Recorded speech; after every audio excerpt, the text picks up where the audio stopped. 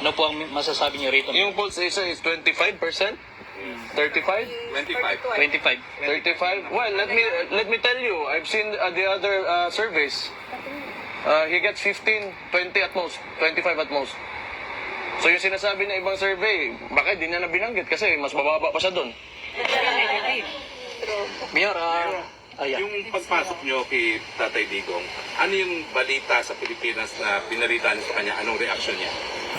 Meron ba kayong balita? Masaya. Hindi yung mga balita like yung appointment ni Torre, may mga ganun. Wala man, hindi masyado sa ano kay Torre talaga. Hindi sa concern, wala sang concern kay Torre. Kahit na, yung Torre talaga irrelevant naman talaga yung tao na yan. Aso lang talaga. Iro ba? Iro.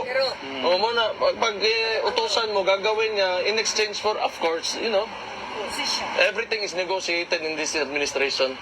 It's a very clear. Napakit nyo ba ho yung pag-postpone nung simula ng impeachment kay Vicky Sara? Anong reaction? Hindi, wala na. Mostly, pinag-usapan namin Davao man, tapos pamilya, ganun. So nag-mensahe po ba siya na gusto niya na sana makabalik ng Davao? Ano po yung pinaka-natouch ka during the conversation kanina? Wala man. I mean, di ba, kasi nung una ko lang nakita because, you know, physically, medyo nag-iba yung pumayat siya eh. Kasi walang tuyo. Walang tuyo. May bulad niya. Balo mo, ano ba, you know, we're Filipinos eh. We want Filipino food. So, pumayat. So, yun, medyo naapektuhan ako. But other than that, kasi may naniniwala ako na wala talagang kaso yung tatay ko. Yes. Correct. So, I know, na sooner or later is going out. He has to go out. Wala man silang, tama mo yung sinabi niya. Wala silang reason to keep him there. Kasi Exactly. yung apprehension pa lang sa kanya, illegal yun. Yeah. Everybody saw it. Hilain nyo dyan sa loob, palabasin nyo sa Tatay Digong. There's evidence. Meron na siyang message sa government na napag-usapan. Wala naman. Wala siyang nagsabi. Wala man. Sa inyo naman, yung personal nyo naman pananaw, anong tingin nyo nung reaction nyo nung nakita nyo talaga si Jaime Marcos naririto? Ako? Wala naman kay Aimee, pero ayoko na sa mga Marcos talaga. But Aimee, you know, it's politics ba?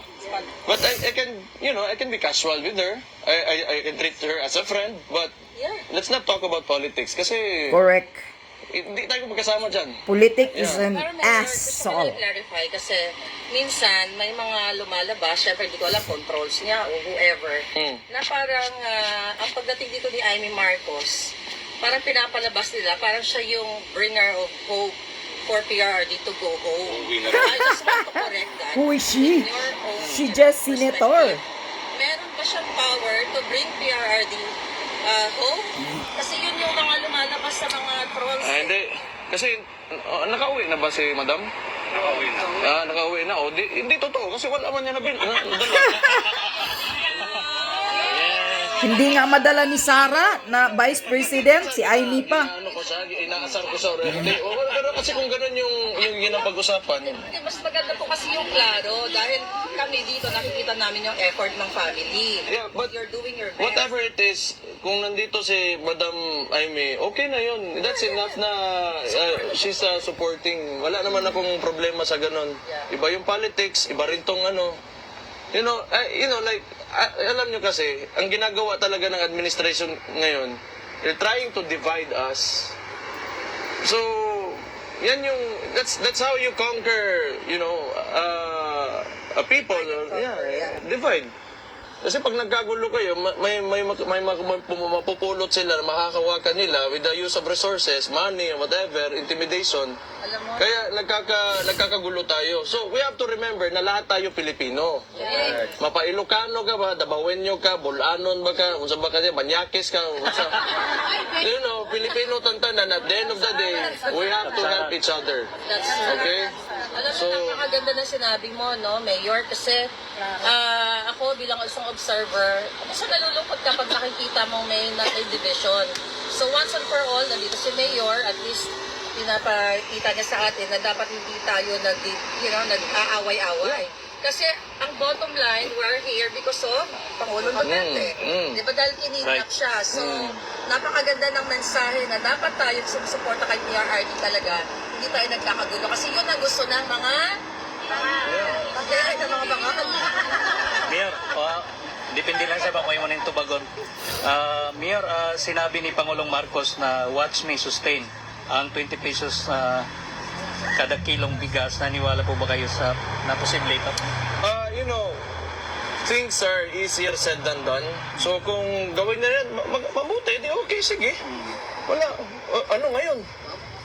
Will that change what you have done to this country in the past 3 years? 20 pesos mo na bigas because if you're really sincere kung ano yung gusto mo, ginawa mo na yan day 1 pa. Ganun lang yun. Bakit may utang pa tayo ng loob sa kanya pag nagawa niya yan? Wala. Utang na.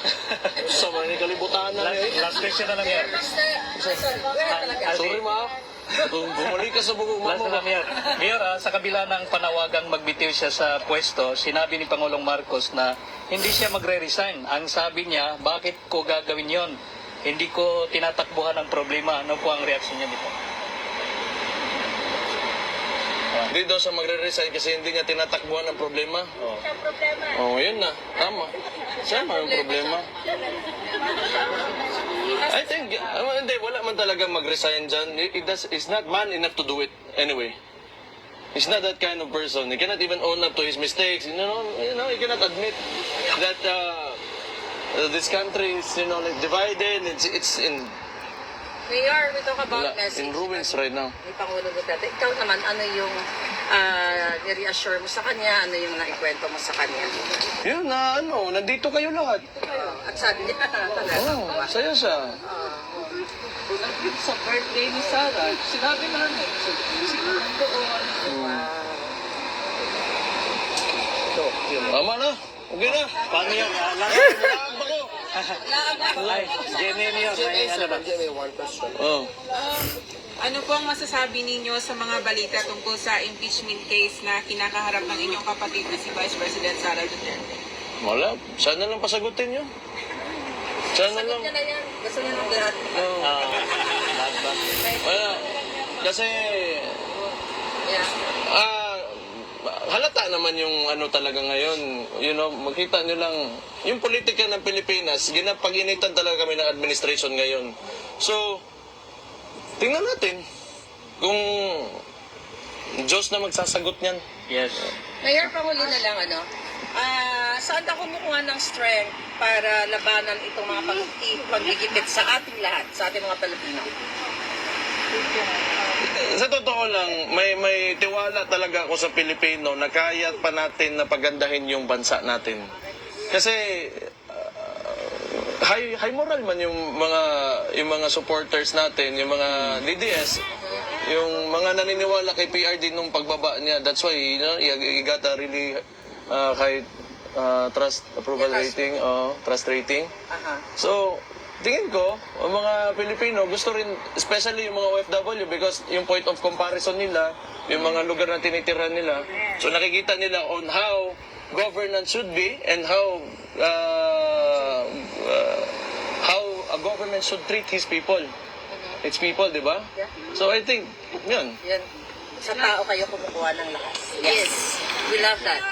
Last na lang po. I'm thinking, how can I use my talent also in the Philippines? Because I'm working here 18 years and still we are using my talent for rich people over here. Oh. And I'm thinking, why I should not serve my own country?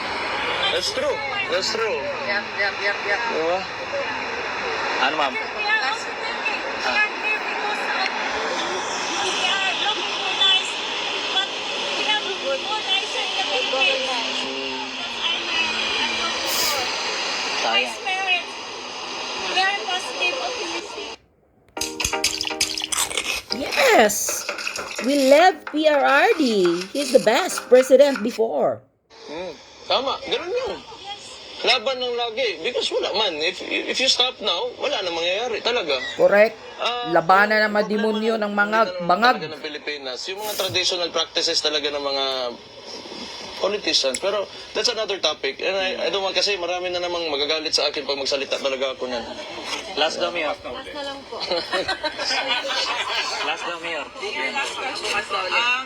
Pwede po bang malaman ang inyong saloobin sa mga usaping nagsasabing pansamantalang hindi mo na pwedeng manungkulan ang inyong ama habang nasa Hague at kayo raw muna ang maaaring tumayong pansamantalang pinuno? Problema nila yan? Problema sa totoo lang, I don't really care what the administration will do because they're really doing extraordinary things. Kahit anong binamagic nila, marami exhibition, may tao dyan na nakakulong dahil, technically, it was a kidnapping. So, wala talaga kong expectation sa administration na ito. Correct. Nothing to expect. Pero yung pagsusumpa po ni Tatay Digong na meron na pong arrangement para panunumpa. Wala pa. So we'll work on it. I still want him to, manumpa because the people voted for him. The Davaoenos want him to be the mayor of Davao City. Yun ang pumunot dulo. Sa tanong niya, excited na ba siya ulit maging mayor? I suppose. Yan man talaga yung gusto niya buong buhay niya. Naglingkod. Even more than being the president. Yeah, he wants to be the mayor of Davao City. Alright. Okay, thank you. Napaka-last message, Mayor. Salamat kay sa inyong tanan katong mga kuan. Kailan magtagalog ko. Maraming salamat sa inyong lahat sumusuporta sa tatay ko. It means a lot to the family. Like I always say, kung wala kayo, wala na rin kami dito ngayon because Correct. mahirap talaga yung sitwasyon. It's been very unfair from the beginning but we're still here because of the support that you're showing us. Laban lang po. So thank you. We will continue fighting for you also. Thank you.